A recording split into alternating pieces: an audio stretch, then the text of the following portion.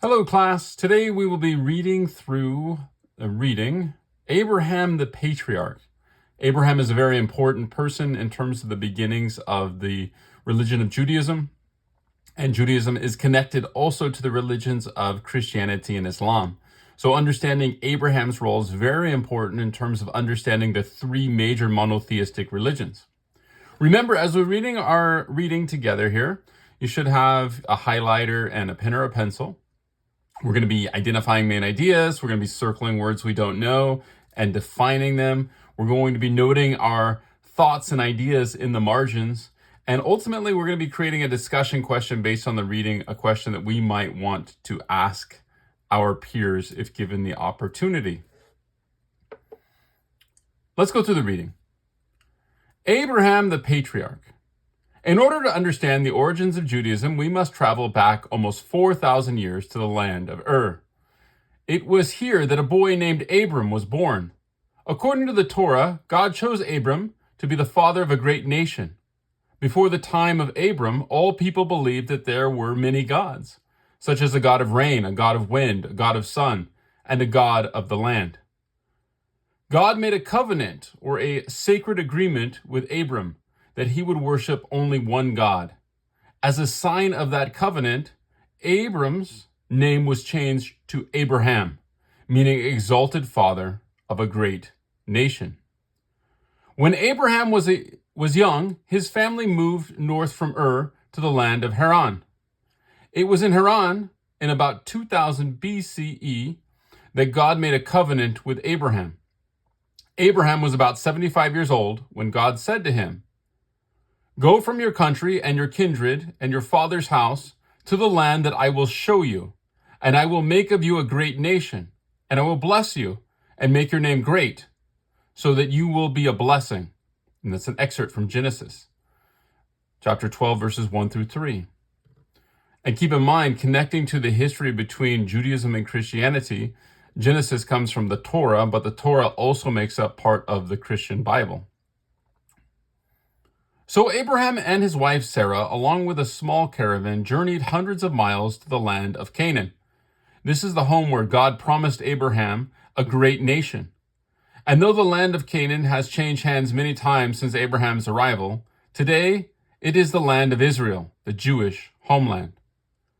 Sarah and Abraham grew old, but God granted them the miracle of a son, Isaac.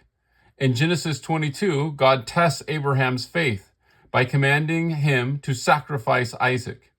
Though Abraham's heart is breaking, he takes his son to the hills, binds him, and lays him on an altar of wood.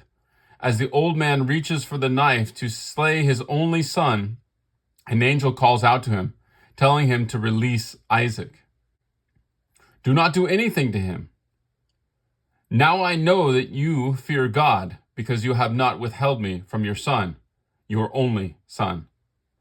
The angel comes to Abraham a second time, assuring him that because of his faith, he will have many descendants, and they will be blessed and prosperous.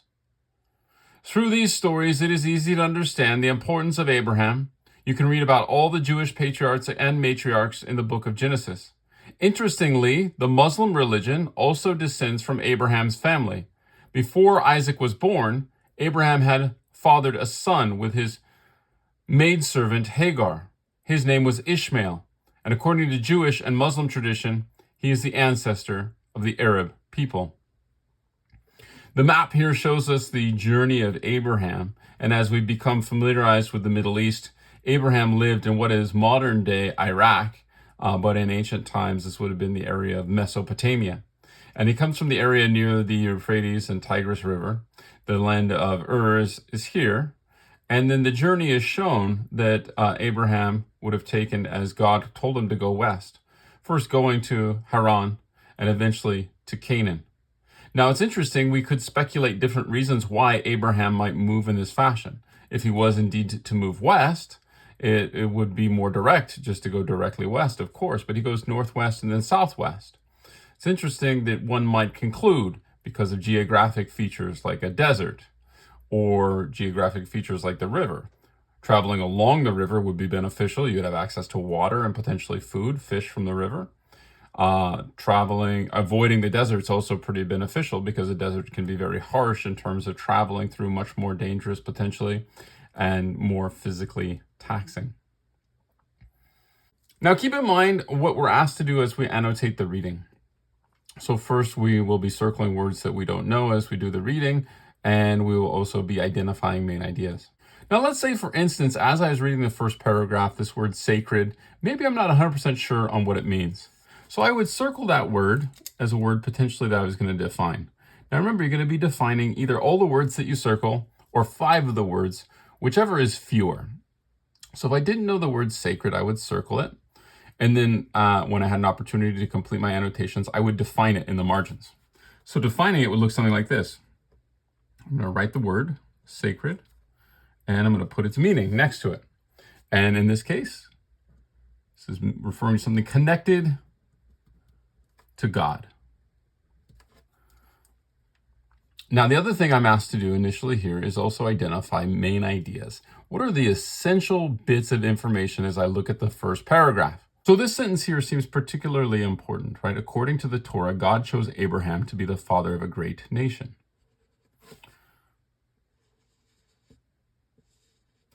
And this is a reoccurring idea throughout the reading.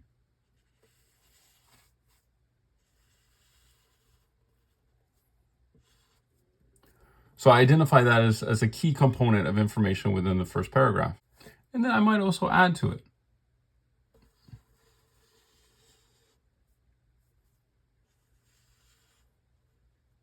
God made a covenant or a sacred agreement with Abraham that he would worship only one God. Monotheism is a really important component of Judaism, Christianity, and Islam. That is really something that's unique in ancient times, being monotheistic. Most ancient societies practice polytheism. Now, when we go and note our thoughts and ideas in the margins, this is really any time you're having a reaction to the text. So it could be you're prompted to have a thought, you're prompted to ask a question.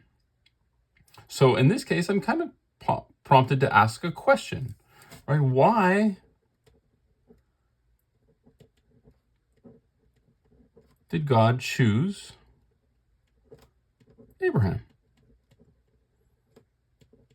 So this is a thought or idea, and it's just kind of a general question. Why? Or it could actually maybe even be a discussion question. But what was it about Abraham? I'm left pondering that based on the first paragraph.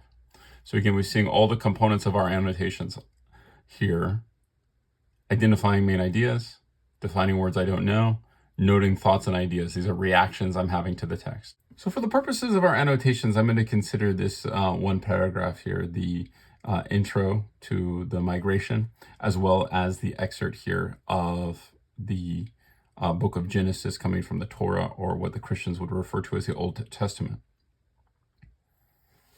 And this is definitely a main idea.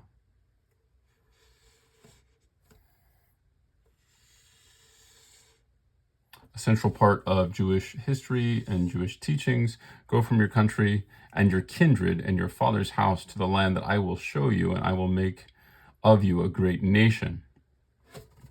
And then too, maybe as I'm reading this, I'm thinking, okay, I'm not terribly sure what kindred means. So that might be a term that I circle and define. And again, looking like this.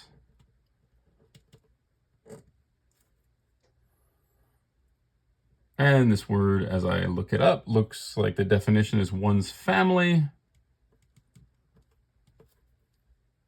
and relations. So really referring to our family, those who we're related to. And it tells me Canaan has changed hands many times since Abraham's arrival. Today is the land of Israel, the Jewish homeland. So this really seems like a critical piece of information here. The Jewish people consider Israel, what we call it today. In ancient times, they refer to it as Canaan, and then has other names throughout history. But today, the area is the one that we refer to as Israel. And then also, as I'm reading this paragraph, perhaps, maybe the word caravan, I'm not quite 100% sure on, so I might circle that one and define it.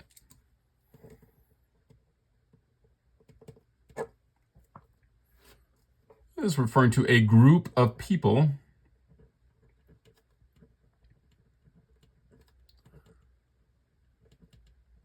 traveling together. So again, this is what I should see as I'm looking at your annotations, is you have the term, you have the definitions, you have your highlighted main ideas, you have your interactions with the text.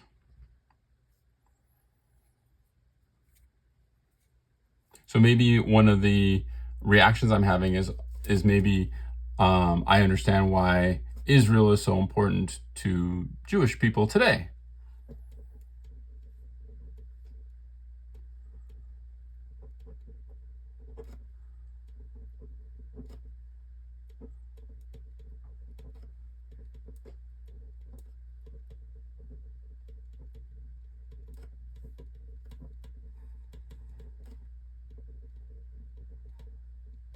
Now, on the thoughts and ideas that you're noting, there's really no right answer, right? So it's just anytime you're having a reaction to the text, but we do want to get in the habit of noting these in the margins. As I look at the next paragraph, the testing of Abraham's faith seems to be a really critical component.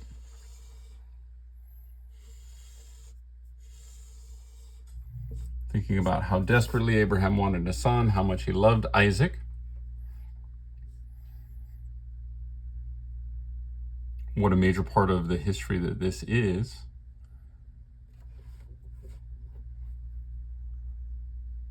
And maybe I just having this reaction here to the text here is just, wow, so difficult. What a difficult time that must have been for Abraham, for Isaac, for all involved. Go to the last section here. The thing that's really standing out to me in terms of main ideas is just this connection between the religions. So this last portion here, interesting, the Muslim religion also descends from Abraham's family. Before Isaac was born, Abraham fathered a son with his maidservant Hagar. His name was Ishmael.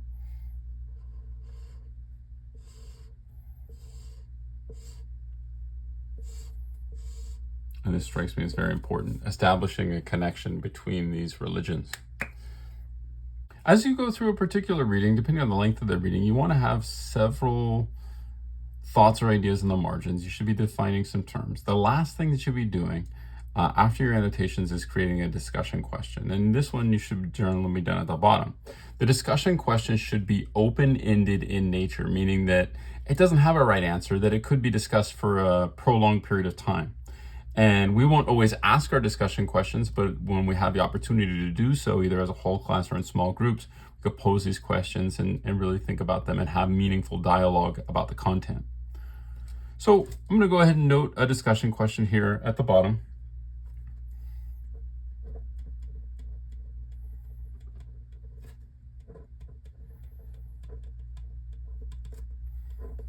And again, make it really obvious to me where these things are, right? It's obvious that these are defined terms. It's pretty obvious that these are thoughts and ideas. And then down at the bottom, it's pretty obvious to me because it says discussion question. I'm going to say, how do you think Isaac felt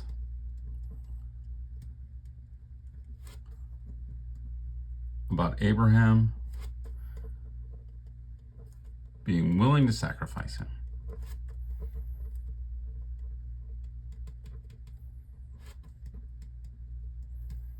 So that question doesn't have a right answer. It could potentially be discussed for a prolonged period of time. And it's really interesting, right? And we know that according to the Jewish tradition, the angel interrupts Abraham and prevents him from sacrificing Isaac. But the story does imply that Abraham was willing to follow that commandment from God to show his faith, even though the angel intervenes. So it's an interesting idea to consider how Isaac might have reacted afterwards. So we do have some questions on the back as well. Hopefully you're able to answer them in a really thoughtful way and with ease, especially with your annotations. Hopefully those are helping as well. But again, just to recap our annotation process, we are highlighting main ideas, information that seems critical in each paragraph. We're circling words we don't know. We're defining all of them or 5 of them in the margins.